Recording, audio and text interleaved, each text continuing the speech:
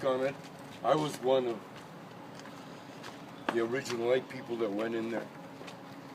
And it was scary, you know, because there was chotas all over the place, man, you know, with rifles, and we knew that we were in the crosshair. We knew that, you know. It was the National Guard, right? I don't know, but No. we were. It was, You know, Sheriff's it was Tampa scary Police and stuff, Tampa you know. But one of the things I remember, I think Juan took credit for this, but there was a saying. Franco accosted us and sold us down on the court bridge, under the court bridge, down the river. We had a professor named Rivera, a real puto, man.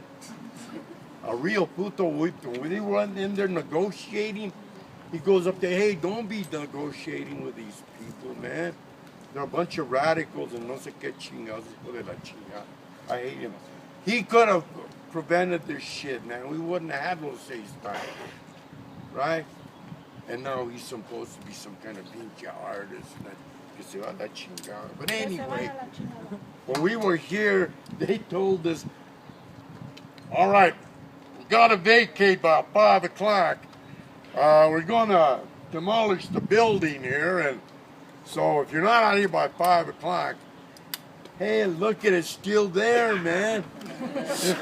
45 years later, todavía está ahí, right? So we know they were just playing some kind of bullshit crap with us, you know. But, you know, I'm glad to be here, you know. It freaks me out, all the new buildings and all that, and it's so far from here to the UMC, you know. You know, this is for me, ya estoy viejo, man. But I'm glad to be here. God bless you all for showing up, you know, because we need the support. We have to continue the education of our unborn, our children, our grandchildren. So why did y'all decide to take over this building? Well, this building housed all of the EOP program, Equal Opportunity Program. And Yeah. this is where Franco and Acosta, worked out of. And they could have resigned. They could have agreed to leave, and they didn't. You know, they did meet with them. Juan met with them, and they stood firm. They weren't going to lose those jobs that they turned into really cake positions. You know, And Freddy, the police did come that first night, right? Yeah. Did they come in a school bus?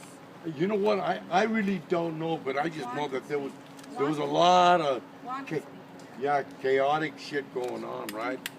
Because I remember some brother was trying to. When we got up there, we started throwing all of this stuff down the stairway to create a barricade, and somebody was trying to come through there, and one of the brothers had a baseball bat, and this guy was starting to stick his head through the crack there, wham, the young chingados up the board, and it, scared the hell out of him. Anyway, but some parts were funny, but a lot of it was heartbreaking because these were people that we lived with and we loved. They were our brothers and sisters in the struggle, and they died, and they didn't die in vain because, as you seen last night, there was a whole bunch of nevas at this event, right? There's a bunch of Freddys. Give me one of those Freddys! Yeah, Freddy Granados when he first came, huevos, and then when he ran into me, I blew him away a couple of times. I told him, hey, no, but this is my campus, man. I've been here for like 16 years, man, so no comienzas con pedo, right? If you want anything done, call me. I'm your man, right? But anyway, yeah, because I lived in the dorm. Like I said, sometimes I was forced to live in the girls' dorm. Sometimes. Yeah. Oh, lleva esa, no? But anyway. Try the door. Yeah, try the door. It's loud. Let's take it over again. Juan could also speak to we used to use that window right there to broadcast Radio Free Aslan. Radio Free Aslan was from that window. Right? Oh, pirate radio? It was just a good PA system we found in the attic.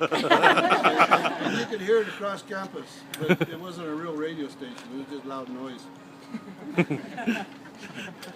I have another question.